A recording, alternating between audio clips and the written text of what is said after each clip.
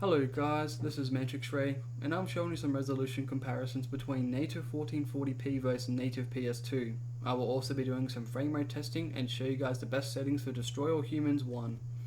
We are using large frame buffer, a custom resolution of 2560 by 1440p, native, 16 times anisotropic filtering, bitmapping is on automatic default, full direct 3D recommended for CRC hack level, and we are using 16 times MSAA and skip draw 3. This game costs around 1.9 gigabytes of video RAM at 1440p with 16 times MSAA on, and also this game has a disgusting amount of graphical issues, post-processing issues, so you have to use skip draw 3. 5 works as well, but 3 works better. And there is a stage in the game where it's called Area 47, and I couldn't find a skip draw that seemed to fix it up. It's one of the glitchiest areas in the game, almost unplayable. For most people, most likely unplayable, but just set it to 3 and it works for pretty much almost all the stages in the game. Texture filtering of display and FXAA shader enabled. Bilinear PS2. You don't need to use forced or the other one because all the HUDs are not blocky, they remain filtered just with the original one. Direct 3D11 hardware is on. Now I don't really recommend MTVU, but I also recommend it as well because it's an open world game, so if you have over 3.00 gigahertz on your clocked on your CPU or more, mine's 3.3, you should be fine without it, but just turn it on anyway. If you have more than 3 cores, I have 6 cores, yes, definitely recommend it if you have the core count for it.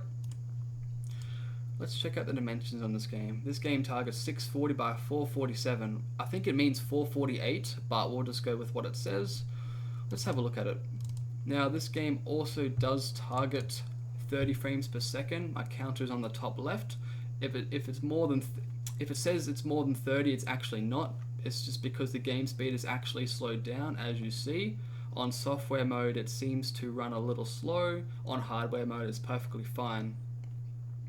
Now this area I'm in actually is not really easy to run in software mode, but as you see, let's have a look at the resolution. So you can see there's a lot of texture filtering. You can see a lot of the jag is due to the lack of texture filtering. Actually, the game seems to be running at like bilinear texture filtering on the real software mode, the real hardware mode. Now, if I go to native 1440p, as you can already spot, there's a graphical glitch right up on the top left. It can be eliminated by turning different angles, as you see, but this game looks a lot more clearer at native 1440p. Just kill this guy real quick. Now also when I shoot this gun, it has some strange artifacts as well. Due to the angle you shoot it at, it could be working intentionally or it could be working bad. Just shooting at different angles. Sometimes it works, but it's quite glitchy right now. There is no way to fix a lot of these issues, unfortunately, so you just have to put up with it. Now, texture filtering at 16 times anisotropic filtering seems to work perfectly fine on hardware mode. As you see, all the stair steps are eliminated, or you can call it aliasing or jaggies, shimmering, anything you want to call it. They're all completely eliminated. Now with 16 times MSAA, that also helps it on buildings and outlines of your character, the ship as well. So you'll have a great presentation here. You'll have a good time playing it at high resolutions when upscaling, and also when upscaling to higher resolutions, talking about that, if you look at the HUDs in the game, this one right here, these ones right here, they're quite blocky. You can filter it, I'm pretty sure, and it will make it a bit smoother, but it'll blur it off a little bit. But the rest of the HUDs seem to be quite normal, as you see. My health looks quite clear at 1440p. The text HUD here has got a few stair steps on the side of it. This HUD here, this what do you call it? I've got these weapons in these games and you can see the icons on them are a little bit blurry, but hey, looks pretty good at 1440p. Let's have a look at native PS2 again. Now at native PS2, all the HUDs seem to look a lot more blurrier, as you see right there. The health HUD looks a lot more blurrier, text HUD's blurrier. If I press start, this is a little bit more blurry as well. You can see the X and the triangle. When I upscale to 1440p, it looks clearer, a lot clearer actually, surprisingly for PS2 HUDs. Now, as you see, there's a lot of pop-in on this game. If you go close, it renders it.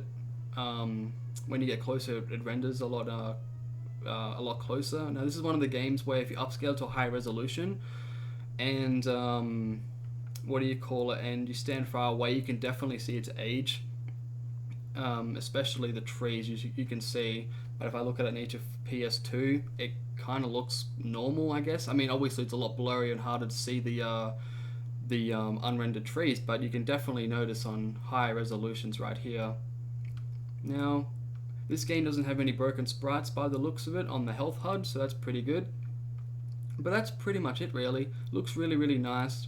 Make sure you have your skip draw 3 on, or otherwise you're going to have issues. I'll quickly show you guys what it looks like with skip draw completely turned off. Right here. Now this is what it looks like with skip draw turned off. That's why I recommend it.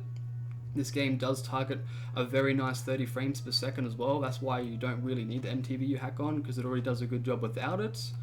But that's pretty much it, guys. Yeah, see you later.